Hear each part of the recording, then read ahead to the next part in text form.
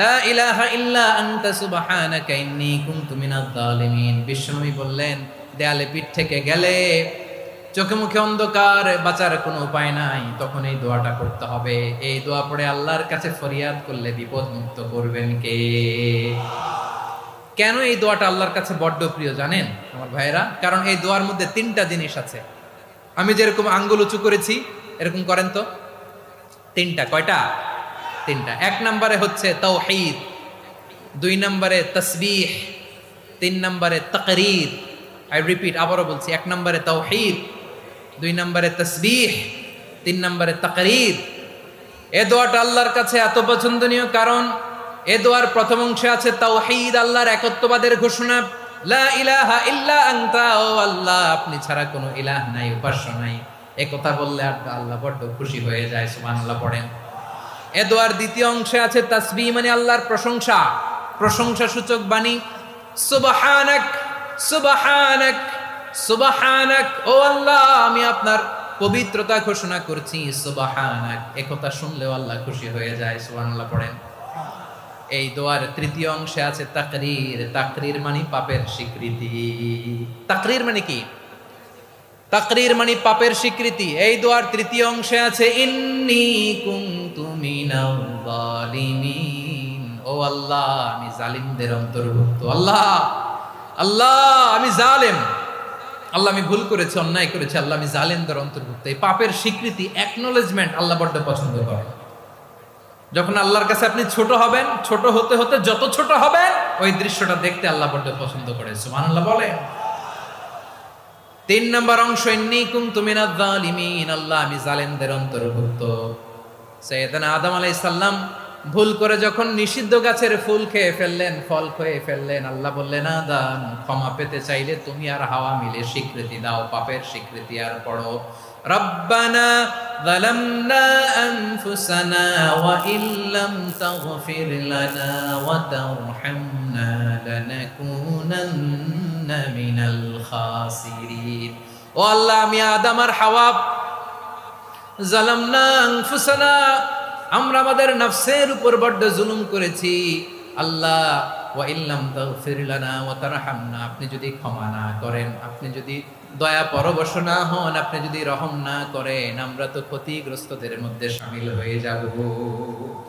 এই দোয়া করার সাথে সাথে সাইয়েদনা আদম আর হাওয়া আলাইহিস সালামকে ক্ষমা করে দিলেন কে?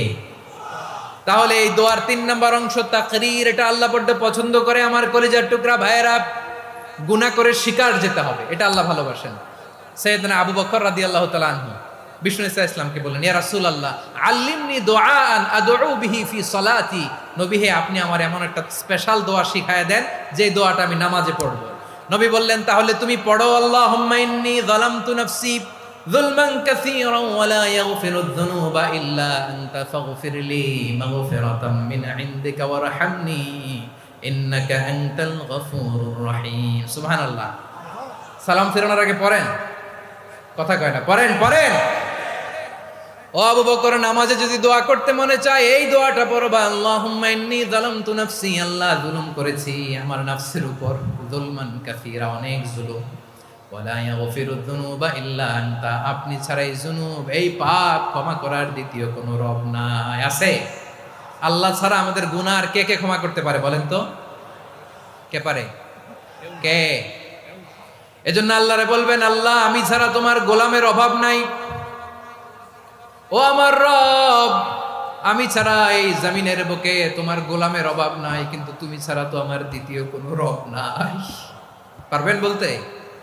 পারবেন? চোখের পানি ছেড়ে আল্লাহরে বলবেন, আল্লাহ তুমি আমার রব, তুমি আমার সব। কি বলবেন? আল্লাহ আমারে রব। সবাই বলুন, আল্লাহ আমারে রব, দমে দমে তনু মনে তারি অনুভব, আল্লাহ আমারে রব। আল্লাহরে বলেন, আল্লাহ তুমি আমার রব, তুমি আমার সব। আল্লাহ আমি ছাড়া এই জমিনে তোমার গোলামের অভাব নাই, তুমি ছাড়া আমার দ্বিতীয় কোনো রব নাই। এ কথা বলে চোখের পানি ছেড়ে আল্লাহরে স্বীকৃতি দেন, আল্লাহ আমি পাপী, আল্লাহ জামিনে আমার চেয়ে বড় পাপী আর কেউ নাই, অজু করে সিজদায় লুটিয়ে পড়ে চোখের পানি ছেড়ে আল্লাহরে পাপের স্বীকৃতি দেন। আল্লাহ, এমন কোন জুলুম নাই, গুনাহ নাই আমি করি নাই, সগীরা কবিরা, জেনে না জেনে, ইচ্ছায় অনিচ্ছায়, শিরকি বেদাতি সব গুনাহ করেছি। আল্লাহ, আকাশের নিচে জমিনের উপরে আমার চেয়ে বড় গুনাহগার আর কেউ নাই। চোখের পানি ছেড়ে আল্লাহরে বলেন, আল্লাহ, আমি ছাড়া তোমার গোলামের অভাব নাই, তুমি ছাড়া আমার দ্বিতীয় কোনো রব নাই, তুমি ছাড়া তো কেউ আমার গুনাহ ক্ষমা করার নাই, তুমি আমার রব, তুমি আমার সব। বলতে পারবেন? এই তাকরীর আমার পটুয়াখালীর ভাইয়া, এই স্বীকৃতিটা দেখতে আল্লাহ বড্ড ভালোবাসেন, কারণ আমরা সবাই গুনাহগার। আমরা সবাই কি? বিশ্বনবী বলেন, কুল্লুকুম খাত্তাউন, বানি আদম, তোমরা সবাই পাপী। সবাই কি? সবাই পাপী। আমরা সবাই পাপী, আপন পাপের বাটখারা দিয়ে অন্যের পাপ মাপি। আমরা যে পাপী এটা ভাবতে মনে চায় না কারণ, খালি অন্যের পাপ দেখি আমরা, এটা ভুল। ওর এই পাপ, ও পাপী, ও জালেম, ও জাহান্নামী, এরকম একটা টেন্ডেন্সি। আমার যে কি হালাত এটার খেয়াল নাই। খেয়াল করতে হবে যে আমি সবচেয়ে বড় পাপী, ঠিক কিনা বলেন? পাপ করি নাই এমন কেউ আছি? হ্যাঁ, আছি। কেউ না জানলেও জানে কে আমার পাপের ঘটনা? পৃথিবী না জানুক আমি তো জানি, আমি কি পাপ করেছি। হায় ও আমার কলিজার টুকরা ভাইয়েরা, মাথাটাকে নিচু করে জীবনের সব গুনার ফিরিস্তিগুলো একটা একটা করে স্বীকার করে আল্লাহরে বলেন, আল্লাহ, আমি পাপী। আল্লাহ, আমার চেয়ে বড় পাপী এই দুনিয়াতে কেউ নাই। আকাশের নিচে জমিনের উপরে আমার চেয়ে বড় পাপী কেউ নাই। একটা একটা করে আল্লাহ স্বীকার করি, আমি পাপী। সব পাপের স্বীকৃতি দিলাম। পৃথিবী না জানুক আমি তো জানি, আমি কি পাপ করেছি।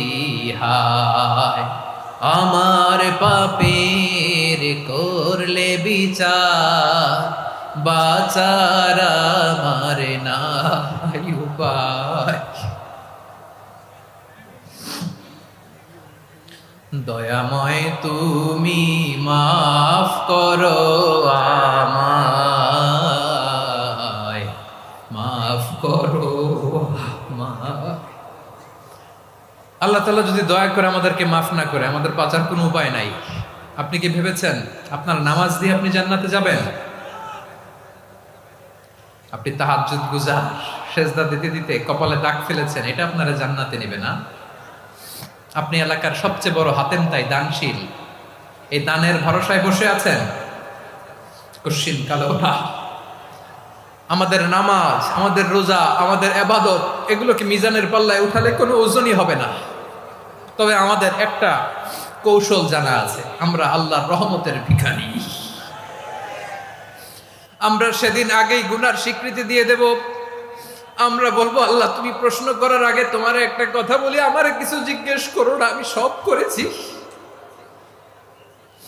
এমন কোন পাপ নাই যে পাপ আমারে দিয়ে হয় নাই। তোমার রহমত দিয়ে তুমি জান্নাতে পাঠাবা, তোমার দয়ায় জান্নাতে যেতে চাই, আমল দিয়ে না। পারবেন বলতে? কিয়ামতের দিন আমরা বলবো, আল্লাহ, আমার আমল দিয়ে জান্নাত চাই না, আমি তোমার দয়া দিয়ে জান্নাত চাই। তোমার দয়া ছাড়া আমার কোনো উপায় নাই।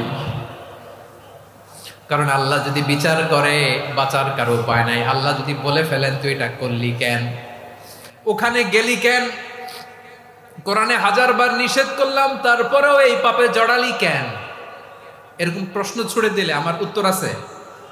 বাঁচার কোনো উপায় আছে? রোজ হাসরে হে আল্লাহ আমার করোনা বিচার, আল্লাহ করোনা বিচার। বিচার চাহি না তব দয়া চাহি, এ গুনাহগার, আল্লাহ করোনা বিচার।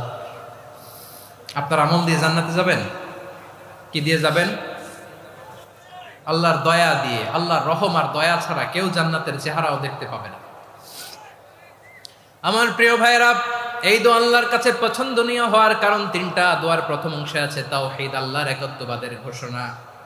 এই দোয়ার দ্বিতীয় অংশ আছে তাসবিহ, আল্লাহর প্রশংসা সূচক বাণী। এই দোয়ার 3 নাম্বার অংশ পাপের স্বীকৃতি। তাহলে আমরা সবাই গুনাহগার, আমরা আল্লাহর কাছে পাপের স্বীকৃতি দিয়ে বলবো, ও আল্লাহ ইন্নী কুনতু মিনাজ জালিমিন, আমরা জুলুম করেছি, পাপ করেছি, অন্যায় করেছি, আল্লাহ বুঝতে পারি নাই, শয়তানের ওয়াসওয়াসায় পড়ে, বন্ধুর পাল্লায় পড়ে, নফসের খায়েশ মিটাতে যে আল্লাহ করে ফেলেছি। তুমি গুনাহ না মাফ না করলে আমাদের গুনাহ মাফ করার দ্বিতীয় কেউ নাই, ঠিক কিনা বলেন? এভাবে অনুতপ্ত হয়ে যদি আল্লাহর কাছে দোয়া করেন, দেয়ালে পিঠ থেকে গেছে, কোনো রাস্তা নাই বের হওয়ার, ওই মুহূর্তেও আপনাকে বিপদ থেকে উদ্ধার করবে কে?